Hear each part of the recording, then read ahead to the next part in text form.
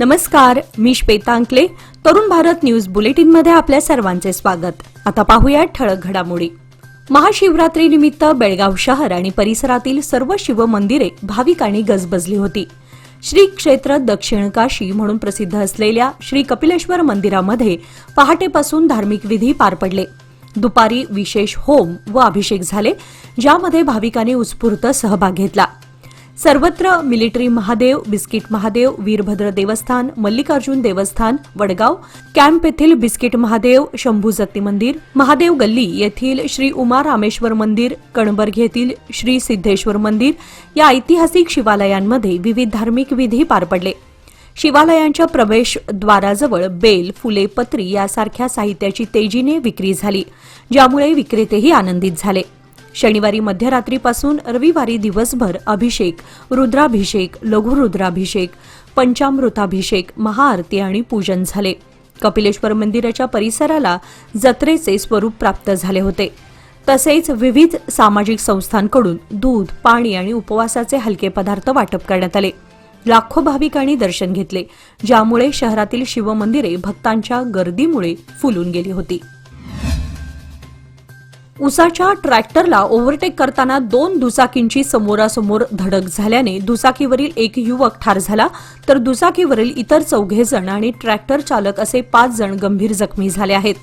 दुचाकीला वाचवताना ट्रॅक्टर रस्त्याकडेला उलटला, त्यामध्ये चालक जखमी झाला. कार्तिक सातेरी हारगुडे, वय 22 असं मृत युवकाचं नाव आहे.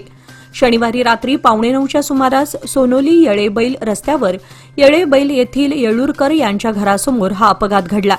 याबाबत मिळालेली माहिती अशी की ऊस भरून ट्रॅक्टर हुदलीकडे निघाला होता. त्यावेळी त्याच्या बाजूने जाणाऱ्या दुचाकीस्वाराने पुढे जाण्यासाठी ट्रॅक्टरला ओव्हरटेक केले, मात्र समोरून येणाऱ्या दुचाकीचा त्याला अंदाज न आल्याने दोन्ही दुचाकींची समोरासमोर जोरदार धडक झाली. यामध्ये दोन्ही दुचाकींवरील 4 जण रस्त्यावर कोसळले. 4ही जणांच्या डोक्याला, हाताला, पायाला तसेच शरीरावर अन्य ठिकाणी गंभीर जखमा झाल्या. रस्त्यावर पडलेले 4ही युवक ट्रॅक्टर खाली येऊ नयेत म्हणून चालकाने ट्रॅक्टर बाजूला घेण्याचा प्रयत्न केला. यावेळी ट्रॅक्टरसह ट्रॉलीही रस्त्याकडेला उलटली. यामध्ये गजानन सातेरी पाटील, वैभव लक्ष्मण कोळी, रोहित लक्ष्मण सावंत हे गंभीर जखमी झाले आहेत. सर्व जखमींना जिल्हा रुग्णालयात दाखल करण्यात आले. घटनास्थळी वडगाव पोलिसांनी भेट दिली. या घटनेची नोंद ग्रामीण पोलीस ठाण्यामध्ये झाली आहे. उत्तराखंडमधील रुद्रप्रयाग येथे असलेल्या केदारनाथ धामचे दरवाजे यावर्षी 22 एप्रिल रोजी सकाळी 8 वाजता उघडतील. महाशिवरात्रीच्या शुभ मुहूर्तावर पंचकेदार गद्दी स्थळ उखीमठ येथील ओंकारेश्वर मंदिरात वैदिक विधी विधानानुसार आणि पंचांग गणनेनंतर शुभ मुहूर्ताची अधिकृत घोषणा करण्यात आली. यावर्षी दरवाजे वृषभ लग्नात उघडतील, जे धार्मिकदृष्ट्या अत्यंत शुभ मानले जाते. यावर्षी केदारनाथ यात्रा मागील वर्षाच्या तुलनेत लवकर सुरू होत आहे.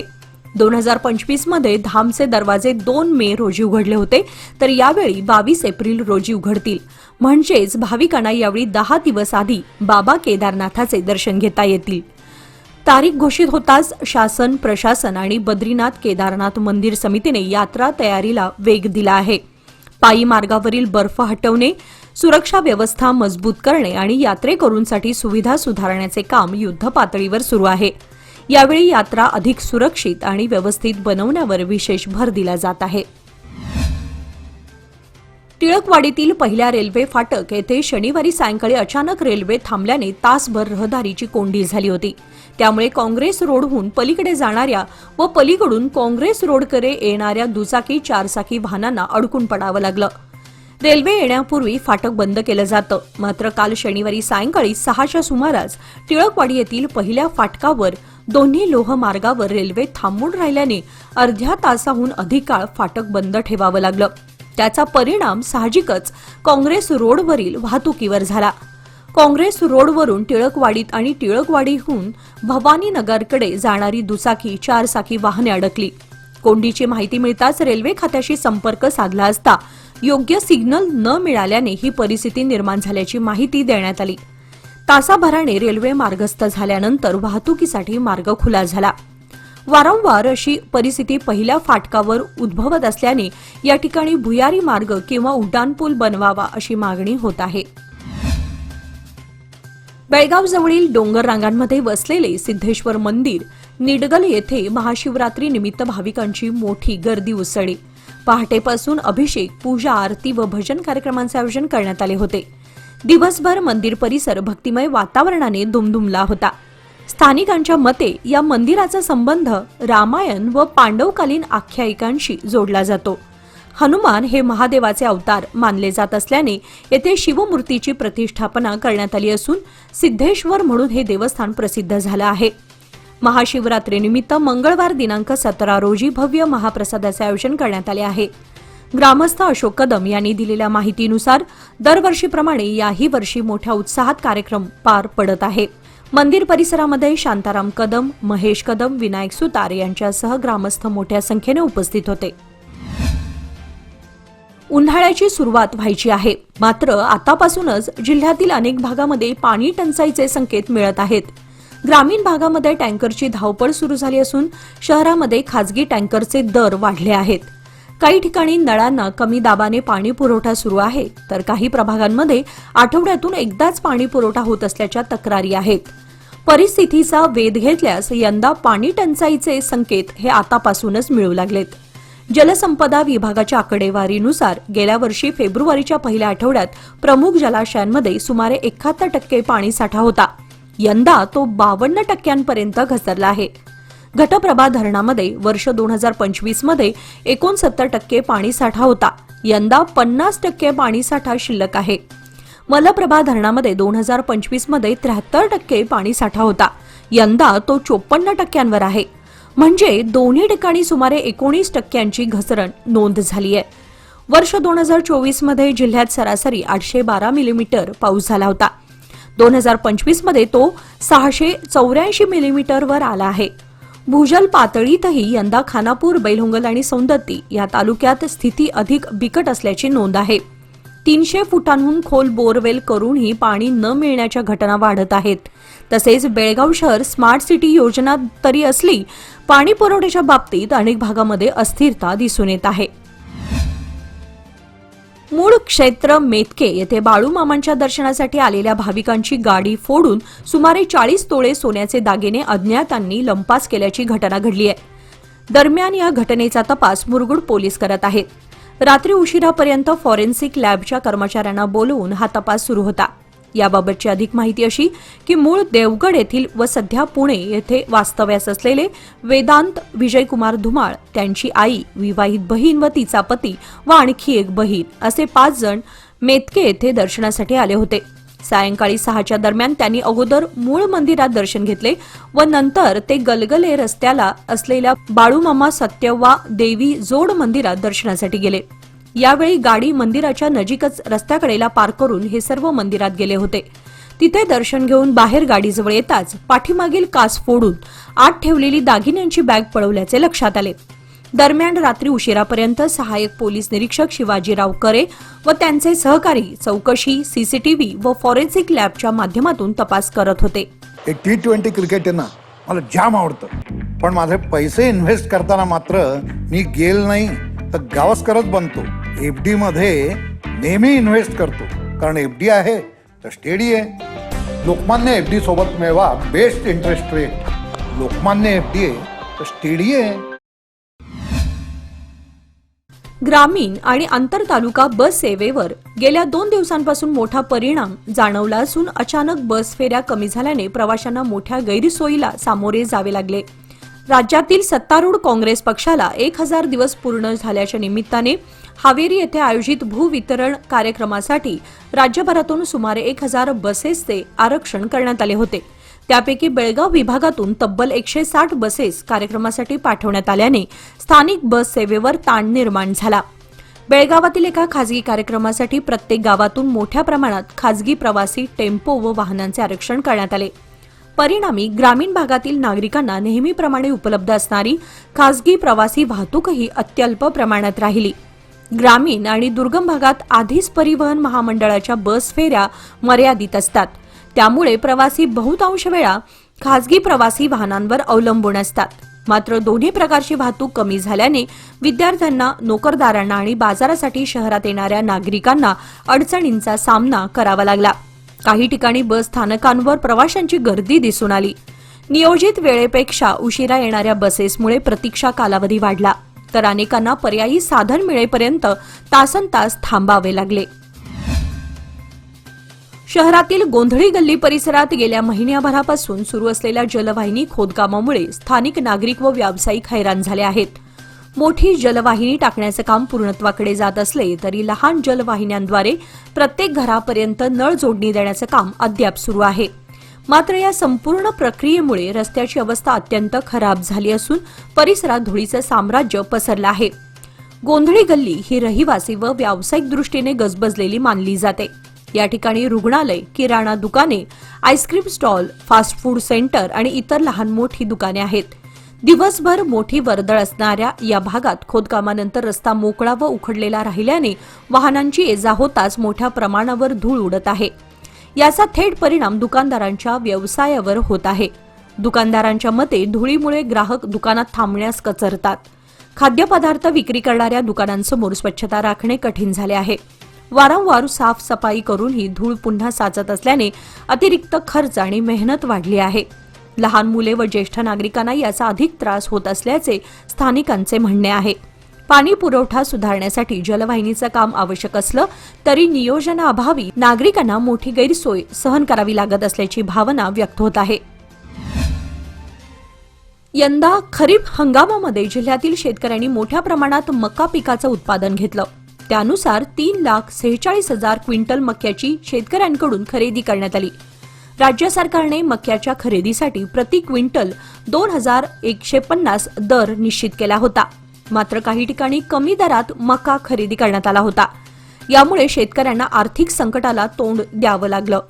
या पार्श्वभूमीवर जिल्हाधिकारी मोहम्मद रोशन यांनी कृषी खात्याची बैठक घेऊन शेतकऱ्यांना फरक रक्कम देण्याची सूचना दिली होती.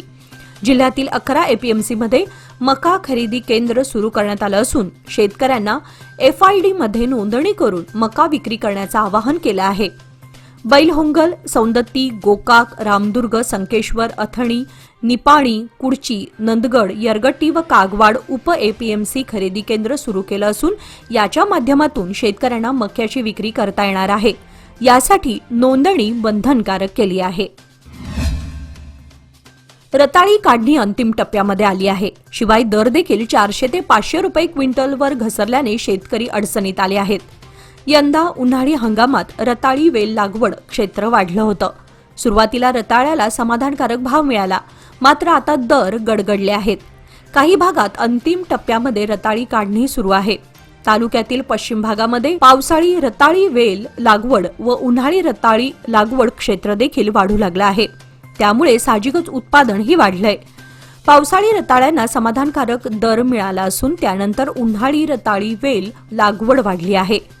गतवर्षी उन्हाळी रताळ्यांना सुरुवातीच्या काळात दर मिळाला, मात्र अंतिम टप्प्यात दर घसरला आहे. मे महिन्यामध्ये प्रति क्विंटल 800 रुपयांपर्यंत दर होता. यावर्षी आता 1,500 रुपयांपर्यंत भाव मिळत आहे. तालुक्यातील बेळवट्टी, बिजगर्णी, बैलूर, तुरमुरी, अतिवाड, बेकिनकेरे, उसगाव, मण्णूर, आंबेवाडी, जाफरवाडी, अलतगा, कल्लेहोळ, कुद्रेमणी, कंगराळी, खुर्द आदी भागामध्ये उन्हाळी रताळी वेल लागवड करण्यात येत आहे. यापैकी बहुतांश गावातील पावसाळी रताळी काढणी पूर्ण झाली आहे.